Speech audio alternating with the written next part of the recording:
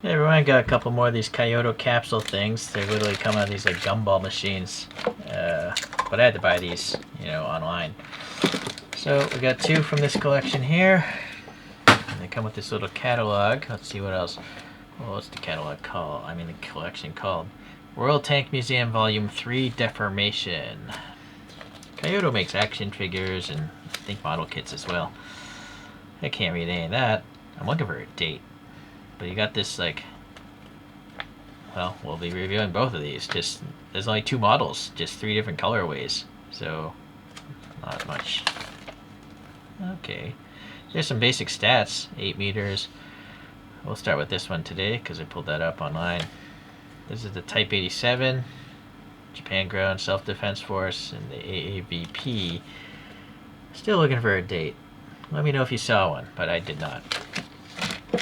Okay, so reading some Wikipedia, the Assault Amphibious Vehicle, officially designated the AAVP-7A1, is the current U.S. combat amphibious landing vehicle, but it's going to be replaced by something by BAE Systems Iveco, the Italian company. The Super AV will be the replacement for this one of these days. So let's see. What else? This thing started service in 1972, and it's seen Falklands War, Lebanese Civil War, invasion of Grenada, Persian War, Somali Civil War, and the Iraq War, and whatever, plenty of other wars going on as we speak, so sadly. Okay, even in the desert, this thing rolls about. It was designed by FMC Corporation. It is currently made by company called U.S. Combat Systems, which is known as United Defense in the past, a former division of FMC Corporation, which means nothing to me. It weighs around 29 tons. We saw 8 meters or so in length. It has a crew of 3, but it can carry 29 personnel in the back, Marines, to land and invade places. This turret was an upgrade later in its life, and it contains a 50 cal machine gun and a 40 millimeter grenade launcher. Alright. This thing can go around 480 kilometers or 300 miles in its range, and it can, let's see, maximum speed is 72 kilometers an hour, 45 miles per hour. Not much in the water, of course, being a tracked vehicle. So it turns out this is like a Chorokyu. This is a wind-up motor, and it goes quite fast.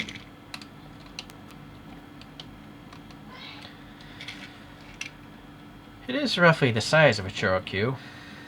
So we have just a blanked off painted set of wheels. The tracks here, they're actually rubbery. This whole track and wheel thing is rubbery. That's unexpected. Interesting. I'm not sure why they would do that. I guess it's nice today. The thing I don't like about rubbery stuff is it gets brittle and sometimes and it cracks. Right? So I think I'd rather have that be hard plastic and it never goes bad. I think this is some sort of reactive armor or something that they upgraded in its life. Anyways, some stowage here, some panels.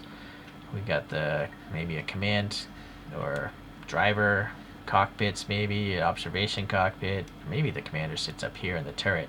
But you got the recesses for the periscopes, and they painted I don't know if that's the machine gun. That's probably the grenade launcher, if I had to guess, just based on the diameter there.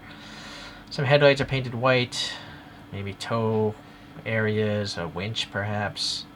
What are these things sticking out? That thing's almost broken off. Interesting they would even design that in there in such a toy.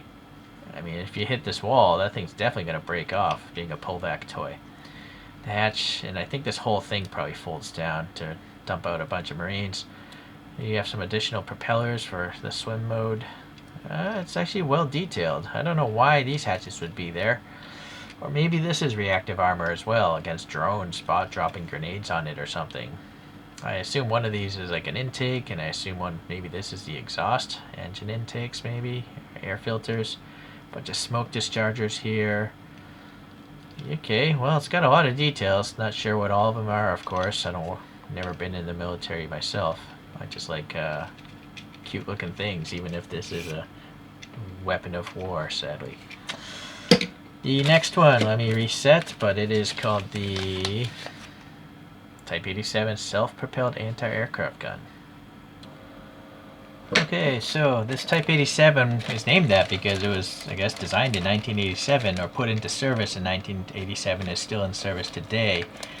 It is basically a tank chassis, a Type 74 tank chassis with an Oerlikon GDF system. So this is the same system as the German tank called the Gepard.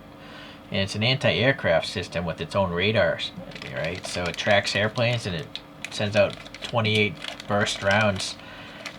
These are 35 millimeter shells coming out of these cannons here. But it only carries like 250 rounds on the thing, so you're gonna get somewhere around 10 bursts. I don't know if that doesn't seem like a lot of ammo, but maybe there's a secondary vehicle that carries ammo or something with it. It is actually, for Japan, it's made by Mitsubishi Heavy Industries. They provide the chassis, and Japan Steelworks provides the cannon system. Okay, so that's all we care to learn about there. It's also interesting that the whole chassis can sink down to help give it a better angle to knock down airplanes, I guess. Alright, so this one's nicely painted. Nice little camouflage scenario here.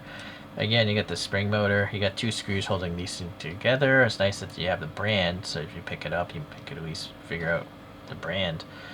Yeah, same rubbery tracks. That's interesting.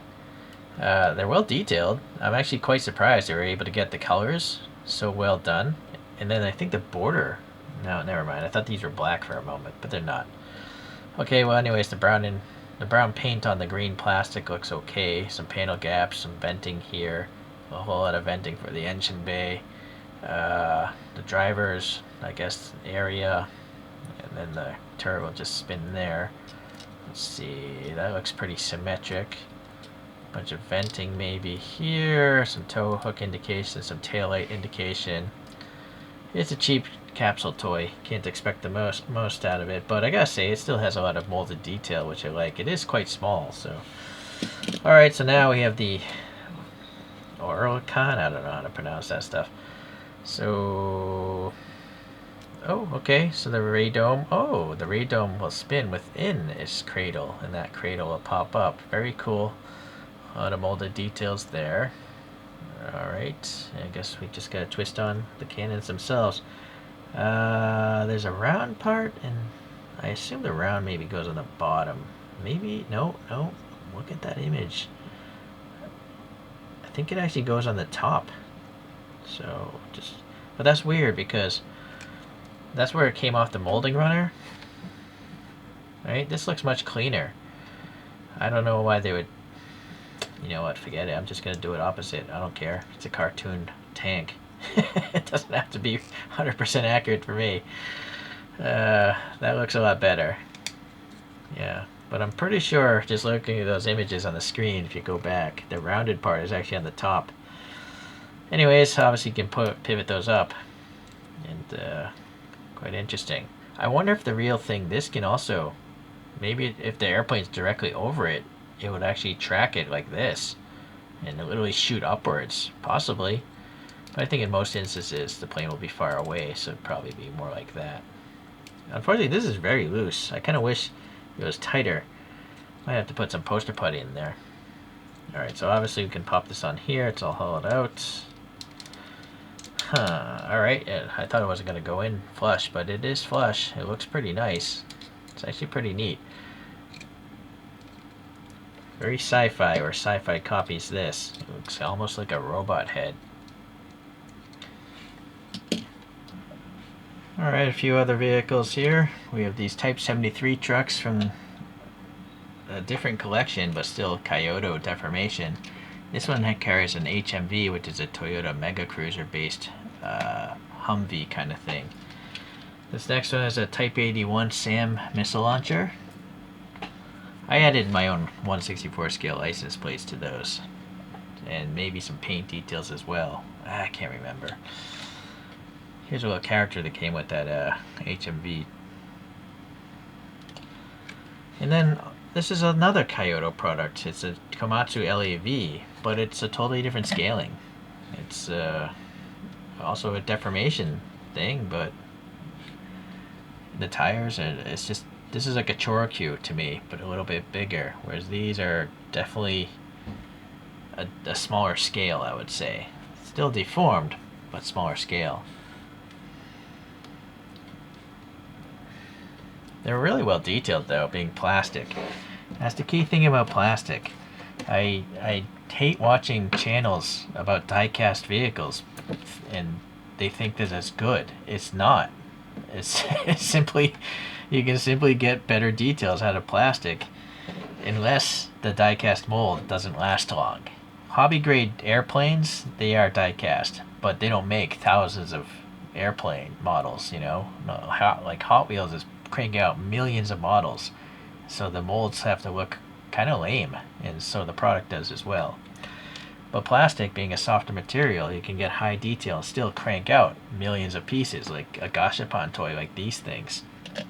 So really, everyone should start asking for more plastic collectibles. Now, plastic obviously is bad for the environment and us. We have so much plastic in our bodies now. But if you don't just throw this away, I guess it doesn't become garbage, right? So, it's not going to pollute us if it doesn't enter the waste stream. Anyhow, that's a different topic. I gotta say, I like these things. I don't know, maybe if they come out with some other collections in the future, I might pick some up. But for now, I'm pretty happy. We'll see you in the next deformed video. Bye.